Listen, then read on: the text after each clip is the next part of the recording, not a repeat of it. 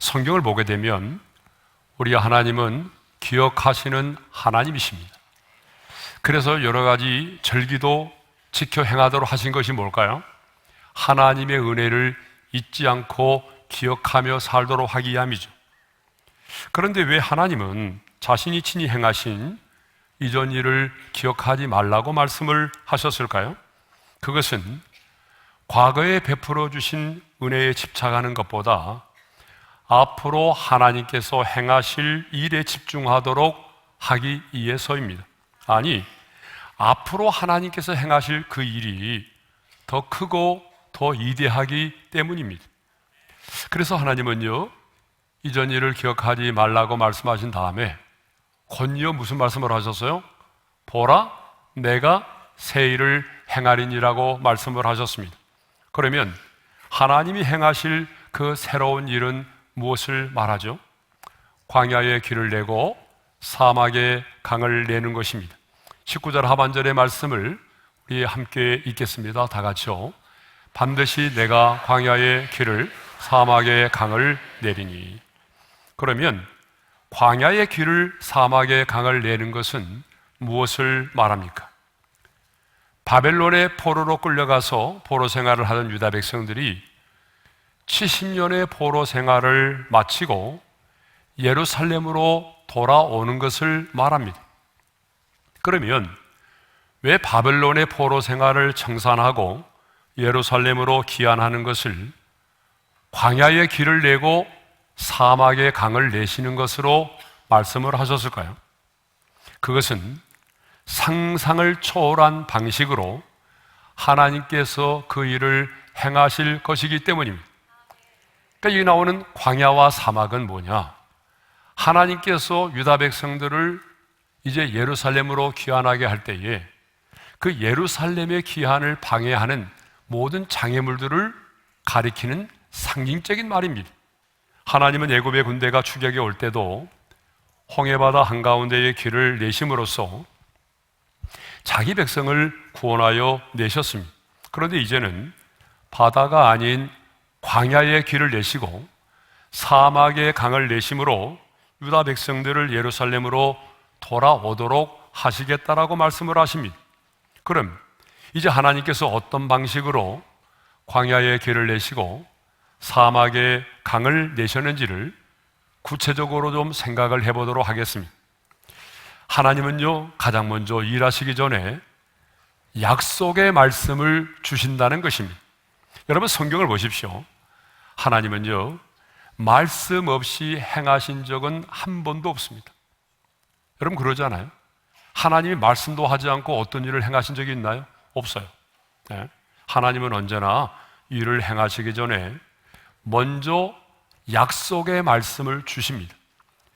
바벨론에 포로된 유다 백성들을 예루살렘으로 돌아오게 하실 때에도 먼저 예레미야 선지자를 통하여 이런 약속의 말씀을 주셨습니다. 예레미야 25장 11절과 12절의 말씀 우리 집중해서 함께 읽겠습니다. 다 같이요. 이 민족들은 70년 동안 바벨론의 왕을 섬기리라. 여호와의 말씀이니라. 70년이 끝나면 내가 바벨론의 왕과 그의 나라와 갈대아인의 땅을 그 제약으로 말미암아 벌하여 영원히 폐허가 되게 하되. 하나님은 예레미야 선지자를 통해서 분명하게 말씀하십니다. 유다 백성들이 바벨론의 포로로 끌려가서 70년 동안 포로 생활을 하다가 70년이 차게 되면 하나님이 바벨론을 치심으로 돌아오게 될 것이라고 말씀을 하셨습니다. 자, 하나님은요, 이렇게 언제나 일하시기 전에 말씀을 주신다는 사실입니다. 언제나 일하시기 전에 하나님은 약속의 말씀을 주십니다. 여러분 왜 그럴까요? 그 이유가 있습니다. 그 이유는 뭐냐면 하나님이 일하시기 전에 먼저 약속의 말씀을 주셔야 이 일이 우연히 이루어진 것이 아니라 하나님께서 행하신 일임이 분명해지기 때문에 그렇습니다. 자, 두 번째로 하나님은 광야의 길을 사막의 강을 내시는 그 일을 위해서 고레스라고 하는 사람을 세워서 일하셨다라고 하는 것입니다. 그런데 여러분 성경 오늘 우리가 읽은 본문 19절과 20절을 보게 되면 내가라고 하는 말이 4번이나 반복해서 나옵니다. 우리 한번 같이 읽어볼까요? 시작. 보라, 내가 새 일을 행하리니 내가 광야의 길을 사막의 강을 내리니 내가 광야의 물을 사막의 강들을 내어 내 백성 내가 택한 자에게 마시게 할 것임이라. 하나님 자신이 광야의 길을 내시고 사막의 강을 내시겠다라고 말씀을 하십니다. 그런데 하나님은요, 언제나 사람을 통해서 일을 행하신다는 사실입니다. 우리 하나님은 전능하신 분이지만 언제나 하나님은 사람을 세우시고 그 사람을 통해서 일을 행하십니다. 자, 이스라엘 백성들을요, 애굽에서 구원하여 내실 때도 하나님은 모세라고 하는 사람을 통해서 그 일을 이루도록 하셨습니다. 그리고 바벨론에 포로된 백성들을 예루살렘으로 돌아오게 하는 일에도 고레스라고 하는 사람을 통해서 하나님은 그 일을 이루셨어요. 그래서 하나님은요, 고레스가 이 땅에 태어나기 전 150년 전에 이미 그 이름까지 고레스라고 말씀을 하셨고, 그 고레스를 내 목자, 나의 모든 기쁨을 성취할 자라고 말씀을 하셨습니다. 정말 고레스는 기름 부음을 받고 하나님의 손에 붙들림바 돼서 주변 나라들을 거침없이 정복해 나아갔습니다. 그러면 고레스는 어떻게 세계 최강 바벨론을 무너뜨렸을까요? 자, 이사야 43장 14절에 이렇게 바벨론을 무너뜨릴 거라고 예언하고 있습니다. 읽겠습니다. 내가 바벨론에 사람을 보내요 모든 갈대아 사람에게 자기들이 연락하던 배를 타고 도망하여 내려가게 하리라. 우리가 지난번에 생각해 본 것처럼 주전 539년입니다. 고레스는 바벨론을 정복하려고 그 바벨론 성을 에워쌌어요. 바빌로니아 제국 안에 있는 수도가 바로 바벨론인데 정말 엄청나게 큰 성이었어요.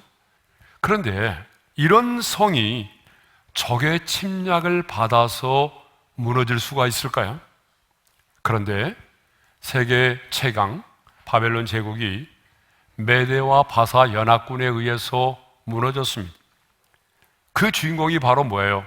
페르시아의 성경에 예언되어 있는 고레스라고 하는 사람입니다.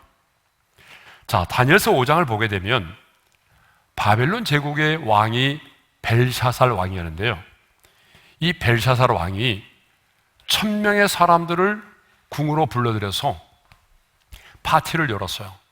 잔치를 열었습니다. 예.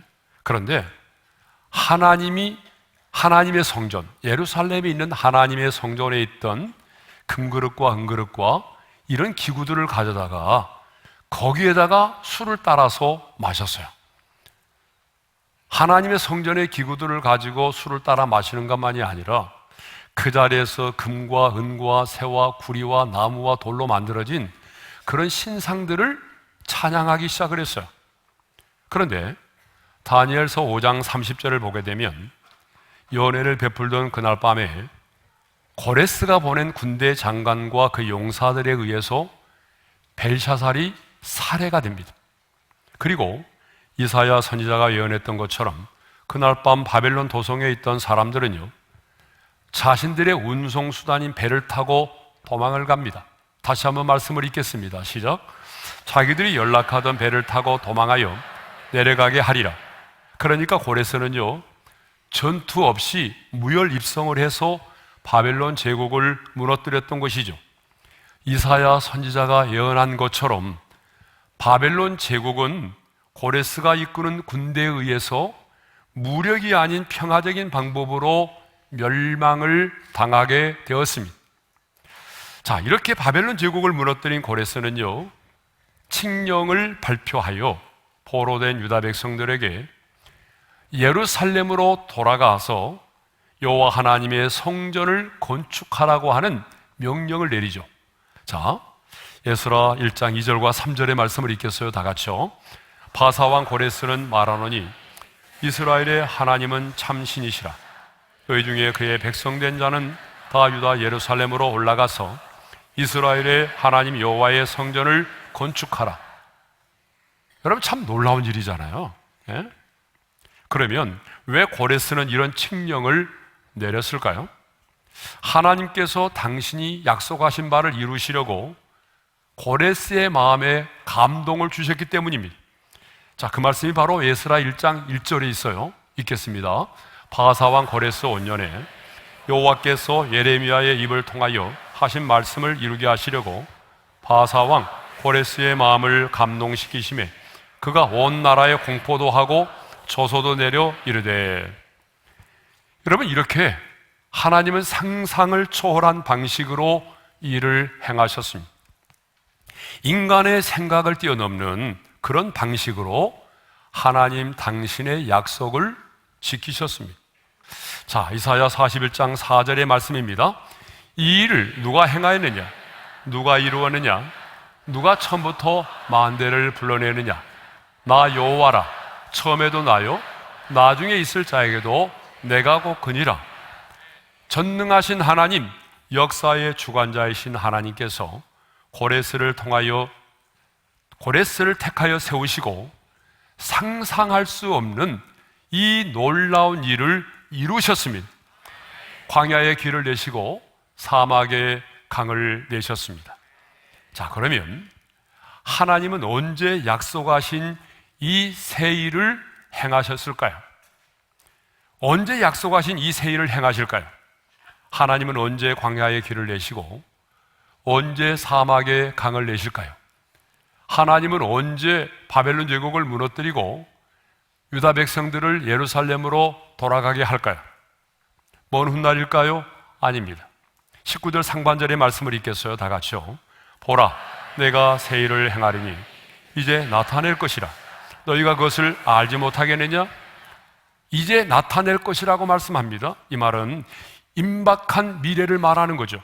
역사적으로 보게 되면 이 말씀이 선포되고 70년이 지났을 때에 이 모든 일들이 다 이루어졌습니다. 그러므로 내가 새 일을 행하리니, 이 말씀은 하나님께서 언젠가는 새 일을 행할 것이다가 아니라 이미 하나님의 새 일이 시작이 되었고 진행 중에 있다는 사실을 말씀하고 있는 것입니다. 그래서 보라, 내가 새 일을 행하리니 보라고 말씀을 하십니다. 무엇을 보라는 것입니까? 믿음의 눈을 떠서 하나님이 이미 우리 가운데 시작하신 그 일을 보라는 것입니다. 사실 포로된 유다 백성들의 입장에서 보게 되면 아무것도 보이지 않습니다. 하나님은 보라고 말씀하시지만 여러분, 포로 생활 가운데 있는 유다 백성들의 입장에서 보게 되면 아무것도 보이지 않아요. 여전히 자신들은 포로로 끌려와 있고 여전히 자신들은 지금 포로된 생활을 하고 있습니다. 바벨론 제국이 무너질 기미도 보이지 않습니다. 그런데 하나님은 지금 하나님께서 이미 새 일을 시작하신 것을 믿고 믿음의 눈으로 바라보라고 말씀을 하십니다. 더 나아가서 뭐라고 말씀하십니까? 너희가 그것을 알지 못하겠느냐? 이 말은 알아야 된다라고 말씀하십니다. 그렇습니다. 하나님이 약속하셨다면, 하나님이 우리 각 사람에게 말씀을 주셨다면 하나님은 이미 그 일을 시작하셨습니다. 우리 눈에 보이지 않아서 그렇지 하나님은 우리의 시간이 아닌 하나님 당신의 시간에 의해서 그 일을 이루어 가고 계신다는 사실입니다. 자, 여러분, 출애굽의 역사를 한번 볼까요?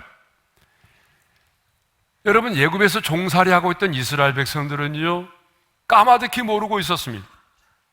그렇지만 하나님은 아브라함과 이삭과 야곱과 맺은 언약을 기억하셨고, 그래서 이스라엘 백성들을 애굽에서 이끌어낼 지도자인 모세를 하나님은 준비하고 계셨습니다. 이 출애굽의 역사를 위해서 하나님은 모세를 준비시키셨고, 그 모세를 위해서 산파도 예비하시고 갈대 상자도 예비하시고 바로의 그 공주까지도 하나님은 예비하여 놓으신 것입니다. 그러니까 종된 생활을 살고 있던 애굽에 있던 이스라엘 백성들은 아무도 모르고 있었지만 하나님은 이미 출애굽의 역사를 시작하셨고 진행하고 계셨다는 사실입니다. 여러분, 바벨론의 포로 기한도 마찬가지입니다.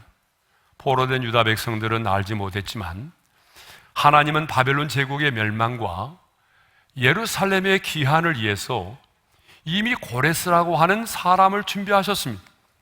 그래서 방금 말씀드린 것처럼 고레스가 태어나기 150년 전에 하나님은 그의 이름까지 고레스에 대하여 예언하셨습니다.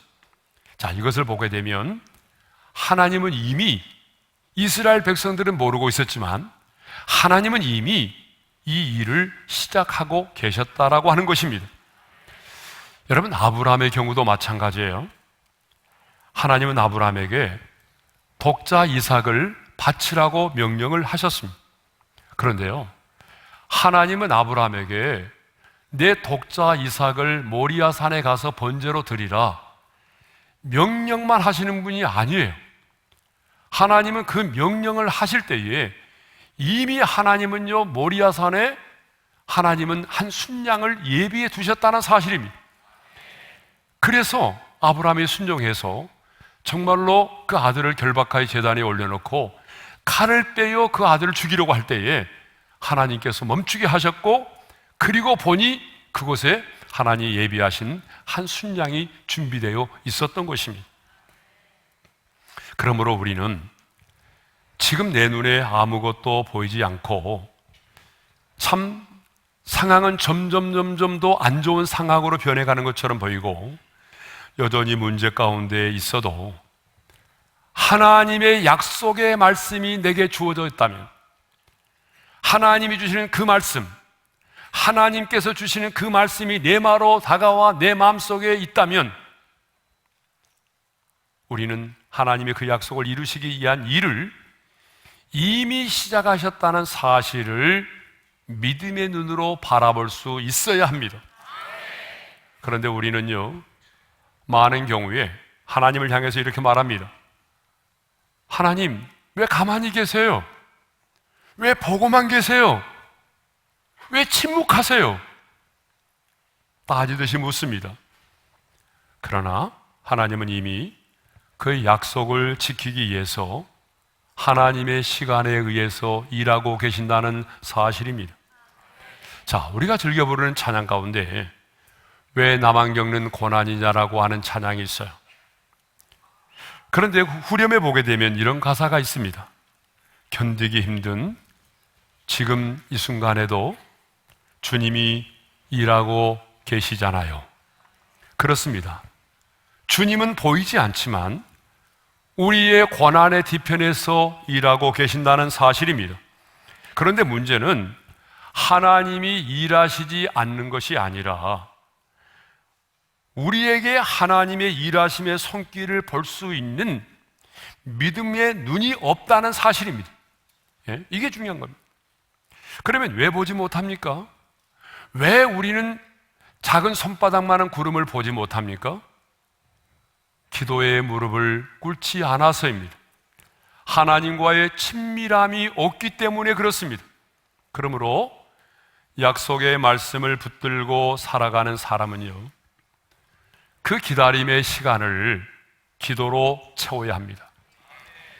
약속의 말씀을 붙들고 살았던 하나님의 사람들은 한결같이 그 기다림의 시간을 기도로 채우며 살았다는 사실입니다. 여러분, 엘리야를 보십시오. 엘리야는요, 3년 6개월 동안 그 땅 가운데 비가 내리지 않을 때에 하나님으로부터 내가 비를 지면에 내리리라고 하는 분명한 약속의 말씀을 받았습니다. 그럼 이 약속의 말씀을 받은 엘리야는 어떻게 했습니까? 마냥 비가 오기만을 기다렸습니까? 하나님이 약속하셨으니까 때가 되면 하나님이 비를 내리시겠지? 여러분, 이렇게 하지 않았어요. 약속의 말씀을 마음에 간직하고 묵상만 하고 있지 않았어요. 먼저 아합 왕에게 나가서 올라가서 먹고 마시소서 큰 비 소리가 있나이다라고 담대하게 비가 내릴 것을 선포했어요. 선포만 하고 끝나지 않았습니다. 다음에는요, 갈멜산으로 올라가서 얼굴을 무릎 사이에 넣고 약속의 말씀대로 비가 내리기를 위하여 기도했습니다. 기다림의 시간을 기도로 채웠다는 사실입니다. 여러분, 예레미야도 마찬가지입니다. 70년 바벨론 포로 생활이 지나면 이제 하나님의 심판이 끝이 나고 하나님의 회복의 시간이 올 것을 예언했던 사람이잖아요. 그러면 이 약속의 말씀을 받고 선포했던 예레미야는 어떻게 그 시간을 기다렸을까요? 자, 예레미야 33장 3절을 보게 되면 이 일을 행하시는 여호와 하나님께서 예레미야에게 이렇게 말씀하시죠. 다 같이요. 너는 내게 부르짖으라. 내가 내게 응답하겠고 내가 알지 못하는 크고 은밀한 일을 내게 보이리라. 하나님께서 예레미야에게 너는 내게 부르짖으라고 말씀하셨어요. 그렇다면 이 말씀에 근거해 보게 되면 예레미야는 그 기다림의 시간을 그냥 보냈겠어요? 눈물로 기도하며 보냈습니다. 예. 다니엘도 마찬가지입니다. 다니엘도 예레미야 선지자를 통해서 선포된 말씀을 통해서 바벨론 포로 생활 70년이 끝나면 우리 백성이 예루살렘으로 돌아가게 될 것이라는 사실을 알고 있었습니다. 그 약속의 말씀을 이미 알고 있었습니다. 그렇다면 그 약속의 말씀을 받고 난 이후에 다니엘은 어떻게 했나요? 때가 되면 하나님이 이루시겠지? 아니에요. 우리가 잘 아는 것처럼요, 다니엘은 기도했어요. 다니엘서를 보게 되면 이 약속의 말씀을 붙들고 기도의 무릎을 꿇었습니다. 하루에 3번씩 예루살렘을 향하여 무릎을 꿇고 감사의 기도를 드렸습니다. 그러니까 예레미야와 다니엘 이 두 사람은요, 하나님의 약속이 이루어질 때까지 그 기다림의 시간을 기도로 채우며 기다렸습니다. 하나님이 행하실 그 새 일을 믿음의 눈으로 바라보면서 기도를 멈추지 않았습니다. 여러분, 다윗도 마찬가지입니다. 기름 부음을 받은 이후에 곧바로 왕이 되지 않았어요. 그렇죠? 기다림의 시간이 있었습니다. 기름 부음을 받고 난 다음에 곧바로 왕이 되지 않았어요. 그러면 그 왕이 될 때까지 그 기다림의 시간을 어떻게 보냈을까요? 사울 왕에 의해서 쫓겨다니면서도 그는 기도의 무릎을 꿇었어요. 그래서 시편을 보게 되면 그의 간절한 부르짖음과 기도로 가득해요. 이것을 보게 되면 그 기다림의 시간을 어떻게 했다는 거예요? 기도로 채웠다는 사실입니다. 자, 누가복음 2장에도 보게 되면 하나님이 약속하신 그 메시아의 탄생을 간절히 기다리면서 그 기다림의 시간을 기도로 채웠던 두 사람이 나옵니다. 한 사람은 시몬이고 한 사람은 안나라고 하는 선지자입니다. 당시 많은 사람들은요, 예수님 당시에 많은 사람들은 구약에서 선지자들이 예언한 그 메시아가 속히 오기를 간절히 학수고대하고 있었습니다. 그들도 메시아를 기다리고 있었어요. 메시아가 오면은 우리를 이 로마의 압제로부터 해방시켜 주실 것이다. 그래서 그 메시아를 학수고대하며 기다렸지만 그들은 그 기다림의 시간을 기도로 채우지 않았어요. 그런데 시므온과 한나는 그러지 않았어요. 특별히 한나 같은 여인은요, 과부된 지 84년이라는 그 긴 시간 동안 성전을 떠나지 않고 주야로 금식하면서 하나님의 약속을 때를 기다렸어요. 이렇게 하나님이 약속하신 그 메시아를 기다리면서 기도로 채웠던 두 사람은요, 다른 사람들은 몰랐지만 정결의식을 취하기 위해서 예루살렘 성전에 올라왔던 아기 예수를 극적으로 만나게 되었습니다. 그런데 오늘 많은 하나님의 사람들이 하나님이 내게 주신 약속의 말씀을 받고도 기도하지 않고 있습니다. 아니, 어떤 분들은요, 기억만 하고 있습니다. 하나님이 내게 이런 말씀을 주셨다라고, 오늘 선포된 말씀은 분명히 하나님이 내게 주신 말씀이라고, 이렇게 하나님이 주신 말씀을 기억만 하고 있습니다.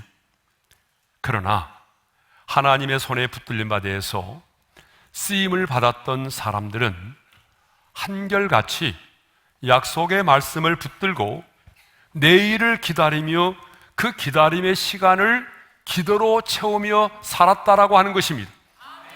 여러분, 인생은 기다림의 연속입니다. 우리도 마찬가지죠. 우리도 기도의 응답을 기다리고 하나님이 행하실 그 일들을 기다리고 다시 오실 주님을 기다리고 있습니다. 인생은 기다림의 연속입니다. 그러면 여러분, 그 인생의 그 기다림의 시간을 무엇으로 채우십니까? 하나님은 오늘 또 우리 인생 가운데 개입하시고 여러분의 인생 가운데 하나님은 일하기를 원하십니다. 그런데 하나님은요, 일하시기 전에 먼저 반드시 여러분에게 말씀을 주신다는 사실입니다. 그러니까 정말 여러분이 하나님께서 내게 주신 그 말씀을 받았다고 한다면 하나님은 이미 여러분의 인생 가운데 일을 시작하신 줄로 믿으시기 바랍니다. 하나님의 역사는 이미 시작이 됐습니다. 내 시간이 아닌 하나님의 시간에 의해서 하나님이 움직이고 계십니다. 그렇다면 우리는 그 기다림의 시간을 기도로 채우며 기다려야 되지 않을까요? 여러분은 그 기다림의 시간을 무엇으로 채우며 보내십니까? 허송세월하지 않습니까? 우리가 하나님 주신 약속의 말씀을 붙들고 그 기다림의 시간을 기도로 채우고 나가면 하나님이 원하시는 기도의 분량이 채워지는 그 순간 하나님께서 우리의 인생 가운데 개입하실 것입니다. 아니, 하나님의 일하심의 역사를 우리는 보게 될 것입니다. 사랑하는 우리 오륜의 모든 성도님들, 하나님이 내게 주신 그 말씀을 마음에 새기고 그 약속의 말씀을 붙들고 기다림의 시간을 기도로 채워서 마침내 하나님의 일하시는 그 영광을 우리 모두가 함께 볼 수 있기를 원합니다.